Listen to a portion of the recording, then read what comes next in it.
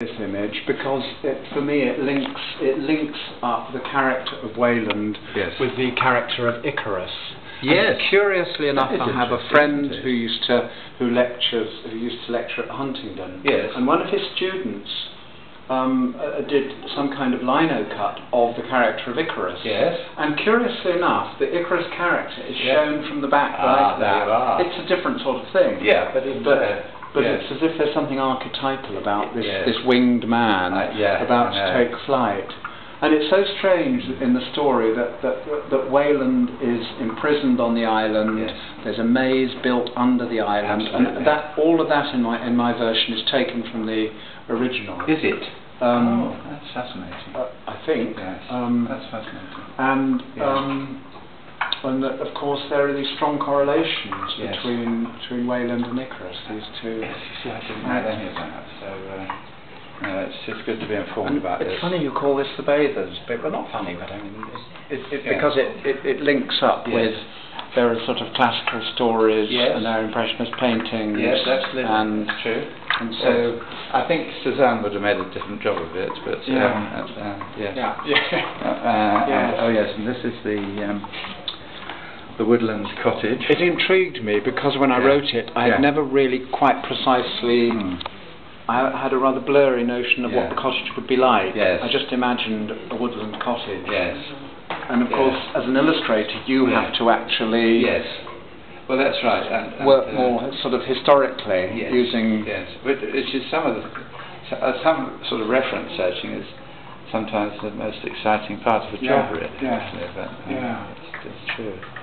So and then we go to. And here's Wayland coming out to.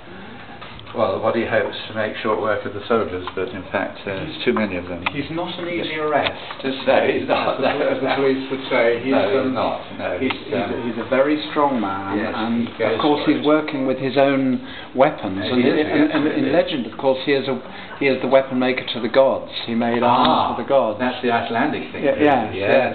So there is that side to him. Yes, exactly. So they're dealing with both this legendary bear of a man wielding the weapons of the gods. So there we go. I often look at this and I imagine that you might have identified with Wayland while you did this work. in that I notice he seems to be working into the night. Yes. Oh yes, he does. And I know you tend to work. That's certainly my routine too. Actually. And but of course he's a maker and a craftsman. Absolutely. As you are. That's true. So mind you, because I'm a very ancient craftsman. Right. I don't work beyond 9 o'clock. Whereas right. Well, fair enough. Years ago I would have gone into the early hours actually. Yeah. Because I like the night. I mean, I find it a sort of appealing time really. But yes, and now we've got the. This is lovely, isn't it? This is where the swan maidens have found their feather capes. They have, and there's another connection here. This is very it's very like the Selkie tales. In the Selkie stories from northwest Scotland that Duncan Williamson has recorded. If you find a Selkie skin and hide it, then the Selkie has to stay with you, which is how the young fisherman keeps his bride with him all those years.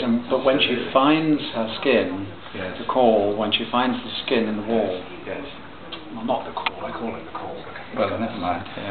Then she can go back. She can go back to the sea, as the swan maidens can go back to the air. Absolutely. And so I wondered how you would sort of construe these feather capes. Yes. And that seems a very plausible thing.